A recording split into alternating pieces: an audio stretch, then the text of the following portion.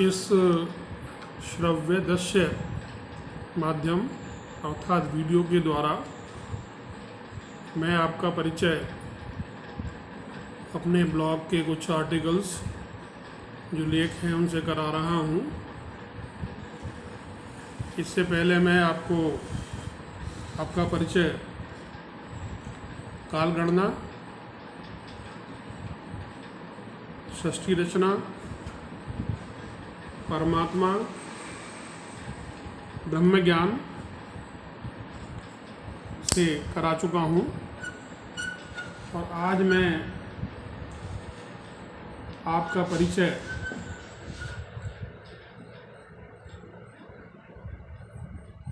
भगवान के अवतारों से करा रहा हूँ। इनकार्नेशंस ऑफ भगवान श्री हरि विष्णु। मेरे इस ब्लॉग का नाम है संतोष की पाठशाला .blogspot.com। इसमें हिंदू धर्म की हर बारीकी को समझाने का प्रयास किया गया है और आप इसमें अपने उपयोग की बहुत सामग्री पाएंगे। हिंदू दर्शन, मनुस्मृति, श्रीमद्भागवत गीता, योग, मोक्ष साधना, कर्म, भक्ति और ज्ञान योग, हिंदू धर्म में विज्ञान, दिनचर्या, रीति रिवाज, शाकाहार इत्यादि आपके लिए जीवन में बहुत उपयोगी हो सकते हैं। मनुष्य को जीवन इसलिए प्राप्त हुआ है ताकि वो मोक्ष साधना कर सके और ब्रह्म परमेश्वर में लीन हो सके। इसके लिए हमें पूरी उम्र निरंतर और सतत प्रयास करना होता है। हर मनुष्य जन्म से, भले ही किसी परिवार में जन्म हुआ हो, हिंदुस्तान में हुआ हो चाहे बाहर हुआ हो, किसी भी जाति में जन्म हुआ हो, हर मनुष्य मूल रूप से पशु रूप में पैदा होता है और उसको संस्कारों के माध्यम से हिंदू, ब्राह्मण, वैश्य, क्षत्रिय, शूद्र आदि बनाया जाता है। उसकी मनोवृत्ति भी इसमें बहुत प्रमुख योगदान देती है। मनुष्य के आचार विचार, उसकी संगति, उसका प्रारब्ध, पूर्व जन्म, ये सब चीज़ें मनुष्य को पूरी आयु प्रभावित करती रहती हैं। यहाँ पर हम भगवान श्री हरि विष्णु के बारे में जानना चाह रहे हैं। मैं उनका वर्णन कर रहा हूँ। भगवान श्री हरि विष्णु महाविष्णु के एक सूक्ष्म अंग हैं, माइक्रो लेवल पर। और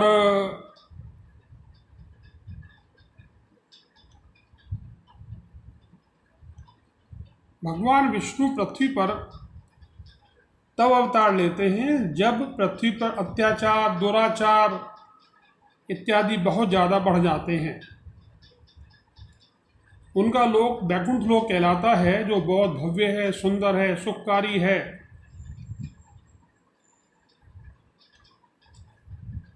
प्रमुख रूप से हम भगवान विष्णु के 10 अवतारों का ज्ञान रखते हैं, मगर कुल मिलाकर 24 अवतारों के बारे में हमको मालूम है। ये भी सत्य है कि परमात्मा के अनंत अवतार हो चुके हैं। परमात्मा भगवान कृष्ण के रूप में प्रकट हुए और उनके और राधा जी के संयोग से विराट पुरुष पैदा हुए। विराट पुरुष को हम महाविष्णु कहते हैं और भगवान श्री हरि विष्णु जो नारायण हैं, जो जल में प्रकट हुए स्वर्ण अंड से, उनके ही विभिन्न अवतारों को हम समय समय पर देखते हैं। हम ये भी देखते हैं कि ब्रह्मा, विष्णु और महेश ये एक ही शक्ति के 3 अलग अलग रूप हैं। ब्रह्मा जी का कार्य है सृजन, भगवान विष्णु का कार्य है पालन और भगवान शिव महेश ये सृष्टि को लील लेते हैं, माने उसका विनाश कर देते हैं। जब उसका काल पूरा हो जाता है तब सृष्टि का अंत हो जाता है। हमने काल विभाजन में काल को सतयुग, त्रेता युग, द्वापर युग और कलियुग के रूप में जाना है। अभी कलियुग के 5000 से कुछ ऊपर साल पूरे हुए हैं और ये 4,80,000 साल तक चलेगा। शनै शनै धीरे धीरे लगातार धरती पर पाप कर्म बढ़ते जाएंगे और अंततोगत्वा सृष्टि का विनाश हो जाएगा। भगवान श्री हरि विष्णु वैकुंठ लोक में विराजमान हैं। यहाँ माता लक्ष्मी उनके चरणों को दबा रही हैं। उनका आसन है कमल पद्म, हाथ में गदा है जिसको हम कौमुद कहते हैं, बाएं हाथ में शंख और दाहिने हाथ में चक्र, सुदर्शन चक्र है। भगवान श्री हरि की विष्णु के स्वरूप में कौस्तुभमणि, श्रीवत्स, गदा, सारंग धनुष, सुदर्शन चक्र, वैजंती माला, वाण, खड़ग इत्यादि हैं। भगवान विष्णु का जो मंत्र है वो है शांताकारं भुजगशयनं पद्मनाभं सुरेशं विश्वाधारं गगन सदृशं मेघवर्णं शुभांगं लक्ष्मीकांतं कमलनयनं योगी विरध्यानगम्यं वंदे विष्णु भवभयहरं सर्वलोकैकनाथं। अब अवतार होता है परमात्मा का प्रकट होना। सामान्य भाषा में हम कह सकते हैं कि परमात्मा जब पृथ्वी पर आते हैं तो उन्होंने अवतार लिया होता है। श्रीमद् भागवत गीता के 4थे अध्याय के 7वें और 8वें श्लोक में भगवान श्री हरि विष्णु ने कृष्ण रूप में अपना वर्णन किया है और ये श्लोक है जिसमें हम देखते हैं परमात्मा के अवतारों का नाम हंस, कूर्म, मत्स्य, वराह, नरसिंह, वामन, परशुराम, दशरथ नंदन, राम, यदुवंशी, श्री कृष्ण तथा कल्कि, ये परमात्मा के अवतार हैं। प्रमुख अवतार हैं वराह, नरसिंह, वामन, परशुराम और श्री कृष्ण।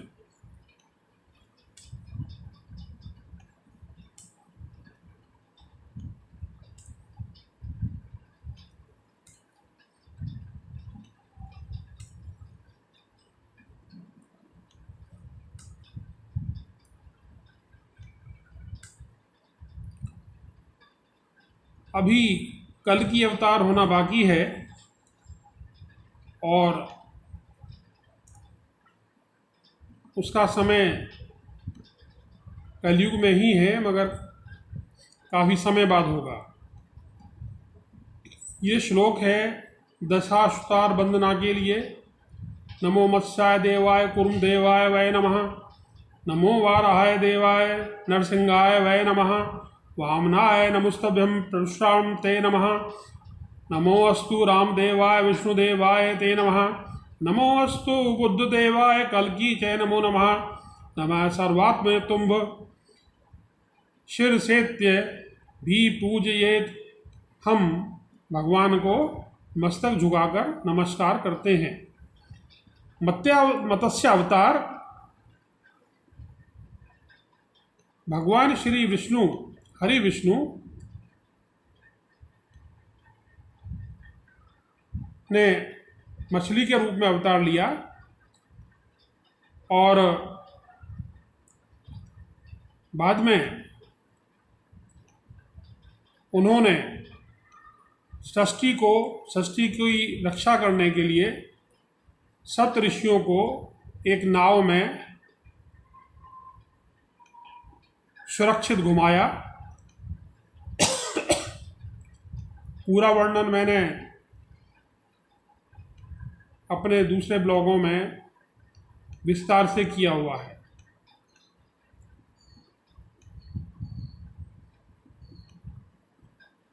कूर्मावतार जब अमृत को प्राप्त करने की इच्छा हुई, समुद्र का मंथन हुआ, तब भगवान श्री हरि विष्णु प्रकट हुए एक कछुए के रूप में और मंदराचल पर्वत के नीचे विराजमान हो गए ताकि मंदराचल मथानी के रूप में इस्तेमाल हो सके।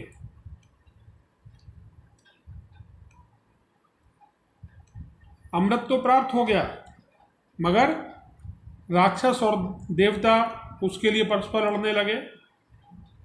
भगवान श्री हरि विष्णु ने मोहिनी अवतार लिया और राक्षस मोहित हो गए और उन्होंने अमृत कलश देवताओं को दे दिया। इस कांड में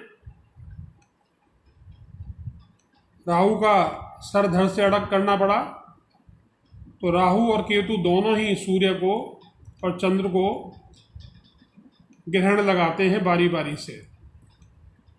वराह अवतार में भगवान ने पृथ्वी को अपने दाढ़ों पर ऊपर उठाया और विशाल जल सागर से बाहर निकाला।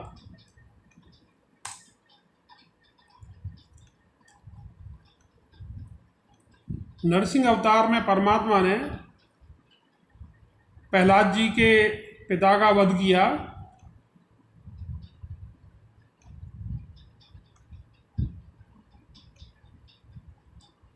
और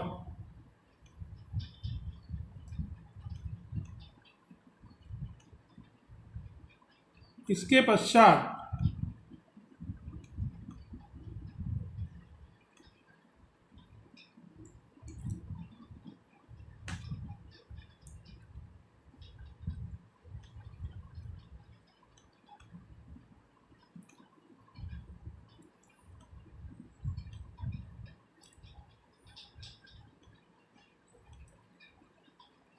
यहाँ हम वर्णन कर रहे हैं जय विजय, जो भगवान विष्णु के द्वारपाल थे, जिनको भगवान ब्रह्मा के पुत्रों ने श्राप दिया, और ये जय विजय ही हिरण्यकश्यप और हिरण्याक्ष के रूप में पैदा हुए।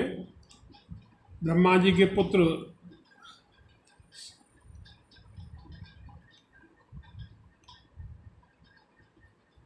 जब भगवान श्री हरि का दर्शन करने जा रहे थे तो इन दोनों ने पुनः रोका था।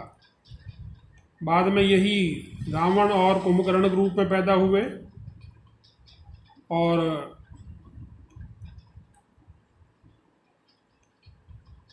तीसरी बार शिशुपाल और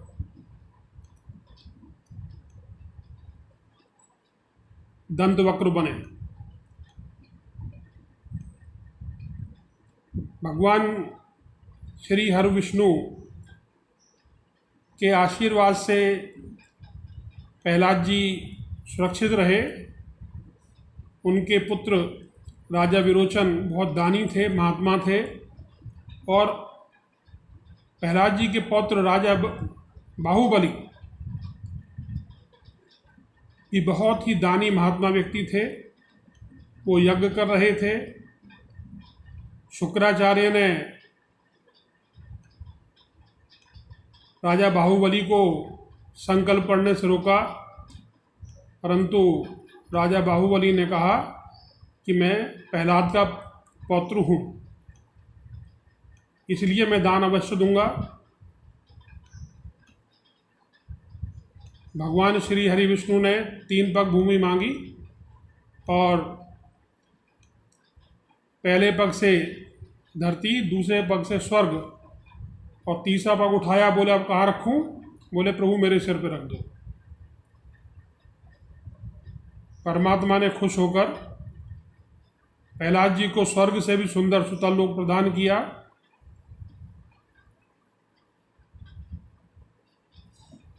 राजा बाहुबली को।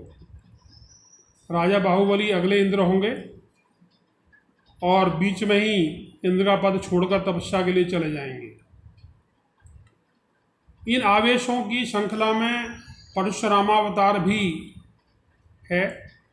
भगवान परशुराम आवेशावतार हैं। इन्होंने पृथ्वी को 21 बार क्षत्रिय विहीन किया और ब्राह्मणों को भूमि दान कर दी, मगर ब्राह्मणों ने बार बार वो धरती क्षत्रियों को ही दे दी। भगवान राम सूर्यवंशी हैं, इनको रघुवंशी भी कहा जाता है, और सूर्यवंश से ही चंद्रवंश का प्रादुर्भाव हुआ है।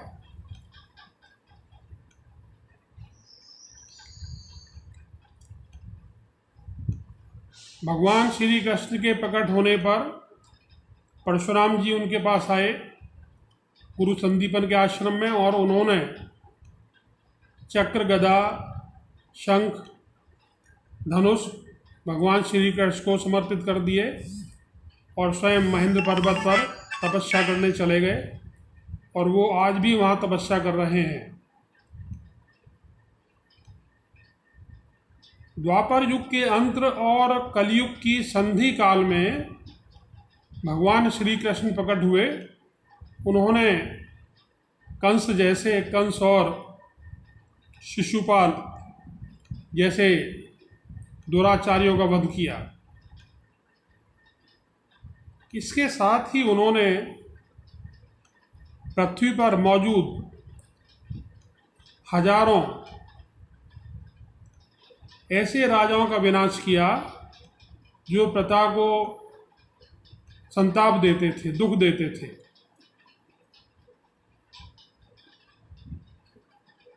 कलयुग में भगवान बुद्ध प्रकट हुए।